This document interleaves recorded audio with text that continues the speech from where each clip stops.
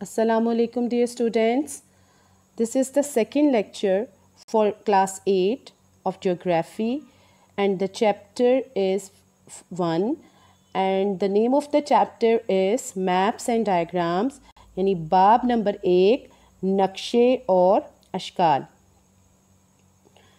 Lecture 2 है हमारा जोग्राफिया का, जिसमें आज का हमारा टॉपिक होगा नक्शों की अक़साम। हमारी किताब में नक्शों की 4 किस्में बताई गई हैं। सबसे पहली जो किस्म है वो है एटलसी नक्शे यानी एटलस मैप्स। दूसरी किस्म है मसाहती नक्शे यानी टोपोग्राफिकल मैप्स। तीसरी किस्म है रकबाई नक्शे यानी कैडास्ट्रल मैप्स। चौथी किस्म है तकसीमी नक्शे यानी डिस्ट्रीब्यूशन मैप्स। अगर हम पहली किस्म के नक्शों की बात करें तो पहली किस्म के नक्शे यानी एटलसी नक्शे, एटलस मैप्स जो हैं वो ऐसे मैप्स जिनके अंदर आम मालूमात या जनरल इंफॉर्मेशन दी जाती है।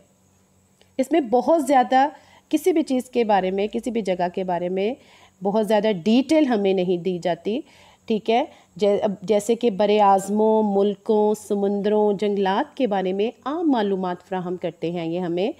मसलन अब वो आम मालूमात क्या हो सकती हैं? बारिश की तकसीम, दर्जा हरारत की तकसीम, जंगलात, मादनियात और मौसमी हालात के बारे में वो आम मालूमात हो सकती हैं, ठीक है।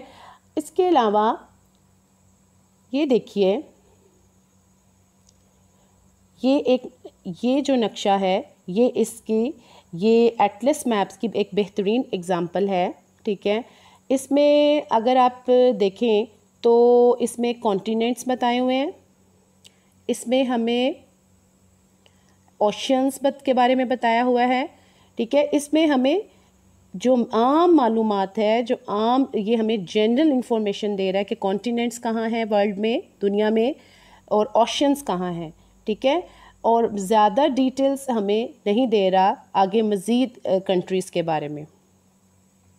तो एटलस मैप्स जो हैं, ठीक है, उनमें फर्दर मोर कंट्रीज़ और कॉन्टिनेंट्स के हवाले से हमें ये भी बताया जाता है कि रेनफॉल के बारे में, कि कौन से एरिया में जो है वो रेनफॉल है, और इसी तरह क्लाइमेटिक कंडीशंस में के बारे में भी इनमें हमें एटलस मैप्स में बताया जाता है, और टेम्परेचर के बारे में भी बताया जा सकता है।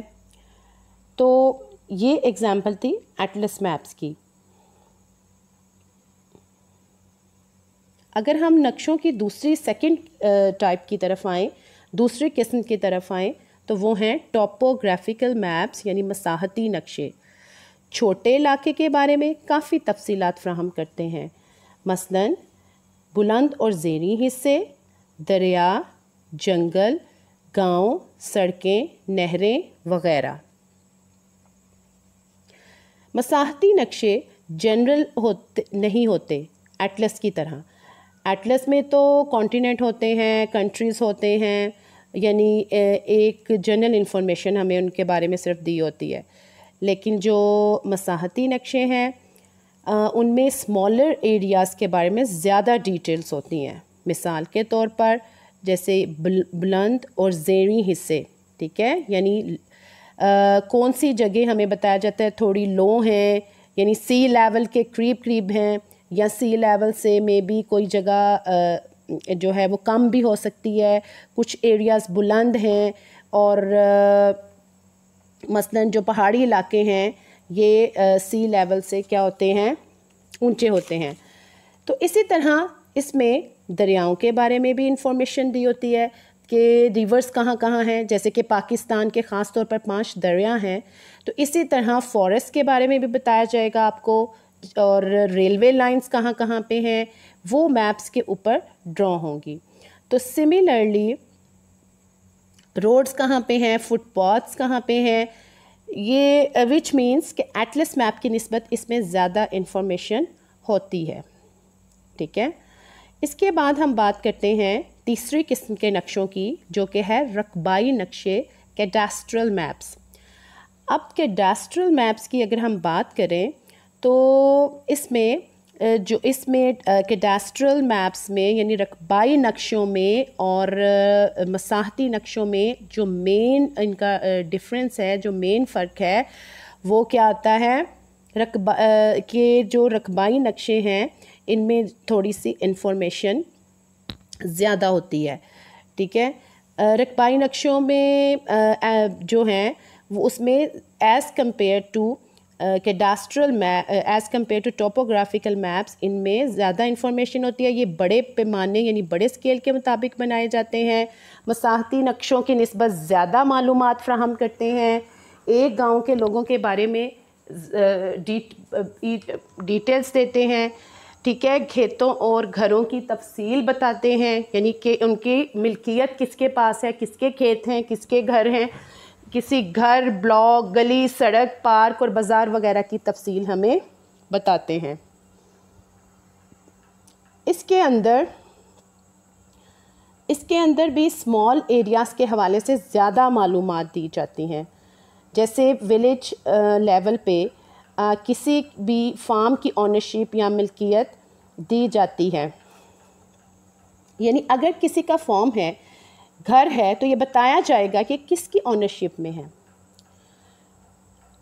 जो शहरों के इसके अलावा जो गांव की बात थी, अगर शहरों के जो रकबाई नक्शे या जो कैडास्ट्रल मैप्स होते हैं इसमें आपको घरों की तफसील भी दी जाती है। मतलब आपको बहुत ज़्यादा डिटेल्स दी जाती हैं कि अगर मैं आपको एग्ज़ाम्पल देना चाहूँ तो अगर आपने कभी गूगल मैप किया हो, ठीक है, जैसे मोबाइल्स पे अक्सर जो है गूगल मैप करते हैं, वहाँ पे हम अपनी लोकेशन देखते हैं। अगर एक जगह पे शहर में कहीं पे मूव करना हो तो हम क्या करते हैं, अक्सर गूगल मैप करके अपनी लोकेशन देखते हैं कि हम कहाँ पे हैं।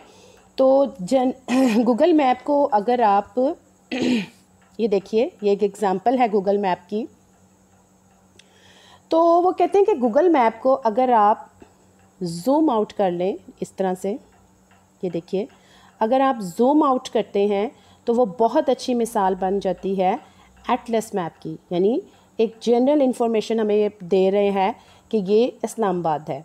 और अगर आप फर्दर इसको आहिस्ता आहिस्ता ज़ूम इन करना शुरू करें, लाइक दिस, ठीक है, ज़ूम इन करना शुरू करें तो क्या होता है, तो वो टोपोग्राफिकल मैप्स में कन्वर्ट कर जाता है, जहां वो आपको बुलंद और ज़ेरी हिस्से भी दिखाता है। फर्दर अगर आप उसको ज़ूम इन करना शुरू करें, ठीक है, तो वो आपको ब्लॉक, रोड्स, इवन के सेक्टर्स के बारे में भी बताता है और मार्केट्स के बारे में भी बता रहा होता है। तो ये थी एक एग्ज़ाम्पल टोपोग्राफिकल मैप्स यानी कि मसाहती नक्शों की। हाँ, नेक्स्ट हमारा टॉपिक है तकसीमी नक्शे, जो कि चौथी किस्म है, फोर्थ टाइप है। और हम ने अभी 3 जो टाइप्स हैं वो डिस्कस कर ली हैं। अब एटलसी नक्शे, मसाहती नक्शे, रकबाई नक्शे जो थे, ठीक है, अब जो एटलसी नक्शे थे, अभी हमने जो बात की थी कि जो एटलसी नक्शे थे, देखिएगा, इनमें हमने बात की थी कि एटलसी नक्शों में जनरल इंफॉर्मेशन थी। अगर हम टोपोग्राफिकल मैप्स की तरफ आएँ, यानी कि मसाहती नक्शों की तरफ आएँ, तो उसमें स्मॉलर एरियाज़ के बारे में ज़्यादा डिटेल थी। ठीक है, जैसे कि इसमें जो है ऑनरशिप भी बताई जा रही थी किसी भी एरिया के बारे में। और अगर हम बात करें डिस्ट्रीब्यूटिव मैप्स की, डिस्ट्रीब्यूटिव मैप्स, तकसीमी नक्शों की बात करें, तो ये वो मैप्स हैं, ठीक है, जिसमें चीज़ों को मैप के ऊपर डिस्ट्रीब्यूट किया जाता है, तकसीम किया जाता है। अगर आपसे पूछा जाए कि पाकिस्तान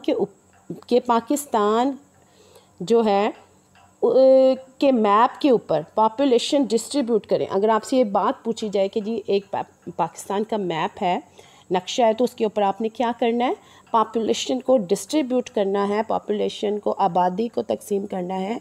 तो अगर आपसे तो क्या कितने इंसान किस एरिया में रहते हैं ये आपने बताना है, तो आप डिस्ट्रीब्यूशन मैप यूज़ करेंगे। इसी तरह इसमें क्रॉप्स यानी फसलों की पैदावार के बारे में भी पूछा जा सकता है कि कौन सी क्रॉप कौन से एरिया में ज़्यादा है, ये कैसे शो होगा, ये आप डिस्ट्रीब्यूटिव मैप्स को यूज़ करते हुए शो करेंगे। ठीक है। इसी तरह डिस्ट्रीब्यूशन जो मैप्स हैं उनकी फर्दर आगे भी दो टाइप्स हैं। एक होते हैं, ठीक है, एक होते हैं क्वांटिटेटिव यानी मिकदारी, और दूसरी उसकी टाइप है क्वालिटेटिव यानी नौयती। ठीक है। अब जो क्वांटिटेटिव यानी मिकदारी, जिसकी के आपको नाम से ही जाहिर है कि यानी वो नंबर्स मिकदार के बारे में हमें बताते हैं किसी भी चीज़ की, कि मिकदार जो है वो कितनी है, नंबर्स के बारे में कि नंबर ऑफ़ पीपल्स एक जगह पे किसी पॉपुलेशन जब डिस्ट्रीब्यूट करते हैं तो बताते हैं कि एक एरिया में कितने लोग हैं, कितनी पॉपुलेशन है, यानी 12, 13, 14। तो ये हमें अदादो शुमार यानी नंबर्स के बारे में हमें मिकदारी जो नक्शे हैं या क्वांटिटेटिव मैप्स हैं वो हमें बताते हैं। और दूसरी जो किस्म है तकसीमी नक्शों की वो है नौयती नक्शे, यानी नौयती नक्शे जो कि हमें क्वालिटेटिव मैप्स जो कि किसी भी चीज़ की जो पैदावार है उसका वो जाहिर करता है, उसके एग्जैक्ट हमें फ़िगर्स नहीं बताता। ठीक है, हमें एग्जैक्ट उसके फ़िगर्स के बारे में ये नहीं बताता, सिर्फ उसकी पैदावार को जाहिर करता है। तो जैसे कि अगर किसी भी जगह हमने देखना है कि चावल कहाँ पैदा हो रहे हैं, तो सिर्फ वो हमें शो करेगा जी पंजाब में राइस पैदा हो रहे हैं, लेकिन हमें उसकी एग्जैक्ट जो है वो फिगर नहीं बताएगा कि कितने। आगे अगर देखें तो जो मिकदारी नक्शे हैं यानी कि क्वांटिटेटिव जो मैप्स हैं, ठीक है, उनके वो भी आगे उनको ड्रॉ करने के भी 2 मेथड्स हैं, 2 तरीके हैं, एक नुकाती नक्शे और दूसरे शेडिंग मेथड यानी शेडिंग वाले नक्शे। ठीक है। अब